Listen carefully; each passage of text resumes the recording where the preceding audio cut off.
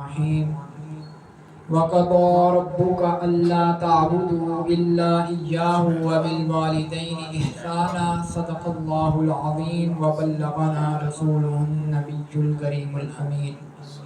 تمام احباب درود پاک کا نذرانہ پیش کیجئے. الصلاۃ والسلام علیک یا سیدی یا رسول اللہ وعلی آلک واصحابک یا سیدی یا حبیب اللہ.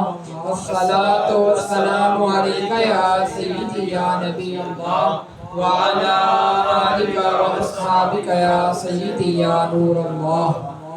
اللہ رب العزت کی حمد و ثنا اور حضور سرور کائنات محمد مصطفیٰ صلی اللہ علیہ وآلہ وسلم کی بارگاہ اقدس میں ہدیہ درود و سلام کا نذرانہ پیش کرنے کے بعد اللہ رب العزت کا فضل و احسان کہ جس ذات باری تعالیٰ نے مجھے اور آپ کو ایک مرتبہ پھر اس ذکر پاک کی روحانی محفل میں جمع ہونا نصیب فرمایا. میری دعا ہے کہ اللہ کے عالم آپ کا اور میرا یہاں پر حاضر ہونا اپنی بارگاہ اقدس و انور میں قبول و منظور فرمائے.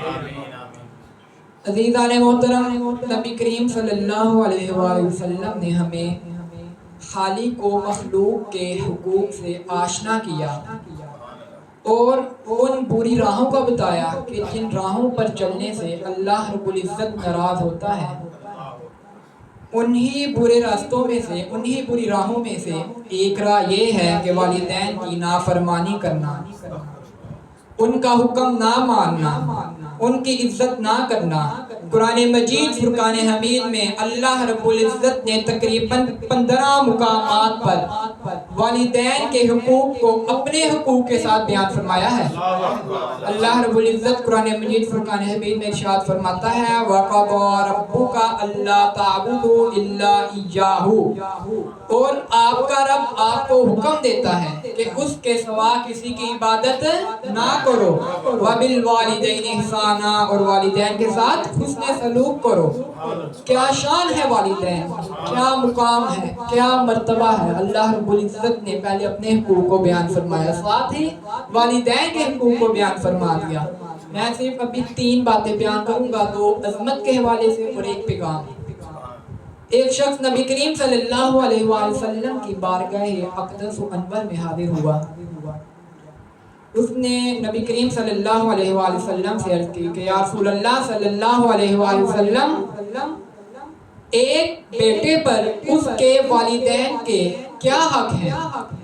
نبی کریم صلی اللہ علیہ وآلہ وسلم نے ارشاد فرمایا ہما جنتک و نارک، فرمایا وہ تمہاری جنت بھی ہے، تمہاری دوزخ بھی ہے. قربان جائے سونے نبی نے کتنا مختصر اور جامع سا جواب ارشاد فرمایا. فرمایا وہ تمہاری جنت بھی ہے، تمہاری دوزخ بھی ہے. ان کا ادب کرو گے، ان کا احترام کرو گے، وہ تمہارے لیے جنت ہیں. ان کی نافرمانی کرو گے، وہ تمہارے لیے دوزخ ہیں. جنت بھی تیری یہ ہے، دوزخ بھی تیری یہی ہے. کیا شان ہے، کیا مرتبہ ہے. ایک عظمت آپ نے والدین کی سماعت فرما لی. دوسری عظمت حضرت ابو ہریرہ حدیث پاک کے راوی ہیں، ترمذی شریف کی حدیث ہے. نبی کریم صلی اللہ علیہ وآلہ وسلم نے ارشاد فرمایا 3 افراد ایسے ہیں، 3 حضرات ایسے ہیں کہ جن کی دعا قبول ہی قبول ہے. ان کی دعا قبول ہونے میں کوئی شک ہی نہیں. اللہ رب العزت کی بارگاہ میں ان کی دعا مقبول ہی مقبول ہے. نبی کریم صلی اللہ علیہ وآلہ وسلم نے فرمایا 3 افراد ایسے ہیں کہ جن کی دعا اللہ رب العزت کی بارگاہ میں قبول ہی قبول ہے. پہلا، نبی کریم صلی اللہ علیہ وآلہ وسلم نے ارشاد فرمایا مظلوم کی دعا، جس پر ناحق ظلم کیا جائے اور وہ کسی مسلمان کے حق میں دعا کرے، فرمایا اس کی دعا قبول ہی قبول ہے. نمبر 2، نبی کریم صلی اللہ علیہ وآلہ وسلم نے ارشاد فرمایا مسافر کی دعا بھی قبول ہی قبول ہے. نبی کریم صلی اللہ علیہ وآلہ وسلم نے ارشاد فرمایا دعوت الوالد علی ولدہ، ایک باپ کی دعا اس کی اولاد کے حق میں، نبی کریم صلی اللہ علیہ وآلہ وسلم نے ارشاد فرمایا قبول ہی قبول ہے. قبول ہونے میں کوئی شک ہی نہیں. اللہ رب العزت کی بارگاہ میں قبول ہی قبول ہے.